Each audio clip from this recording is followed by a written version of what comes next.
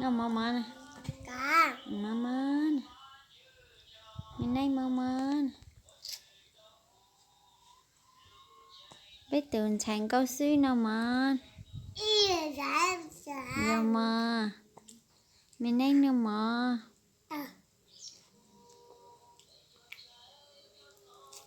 Bạc cá à. Mình đây nữa mà bạc cá à. Mama nó mơ. Mama nó Halima.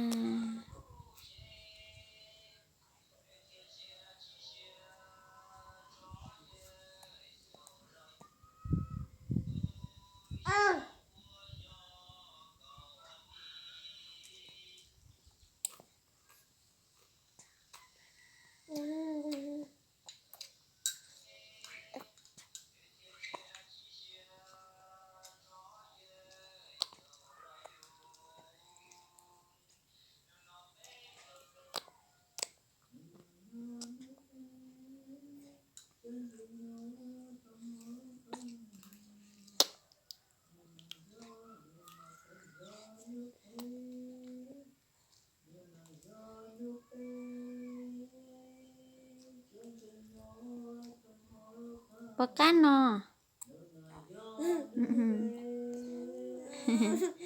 Nói tí rồi mà. Cho nó tí cỡ lọ luôn nè. Nó răng đi à. Mình nói nó răng mà.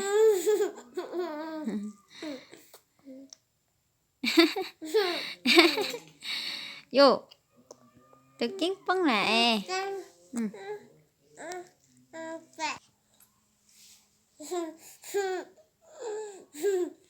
Cái gì cho xem nè. Nó mềm hai lẽ. Nó mềm hai lẽ. Hai chín độ nha.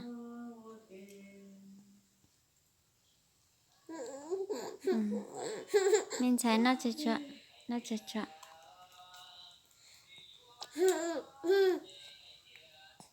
Nó rong mà. Nó rong hẹn mà.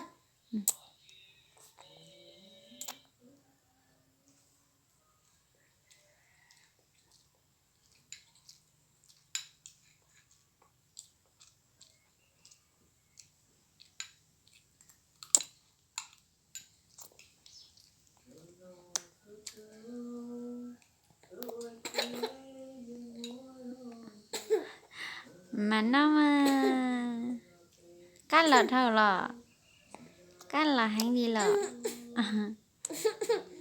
cá là hành gì nó chờ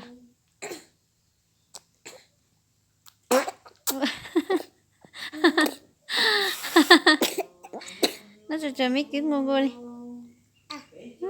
mấy cái nó mì mà mì mua quạt cha mang ngu ngu hello chính trả mì để hello nó chờ nha mình này nó chờ đầu sen nó chị đầu sen nó mama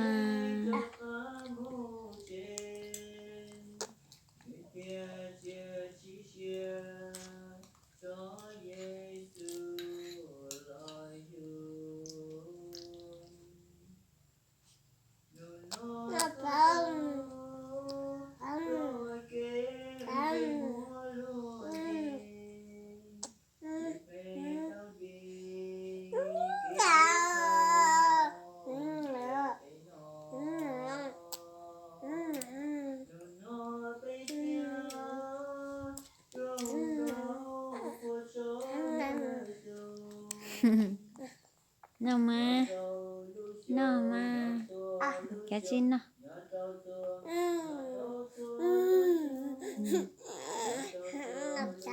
nhưng mà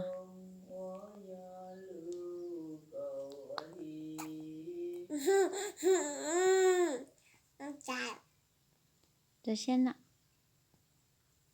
cái gì nó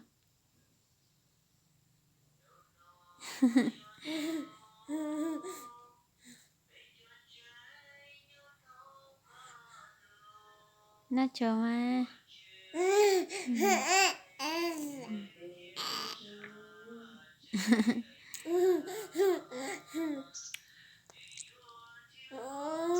Cho cơ mà nhá cho cơ mà nó rồi rong mà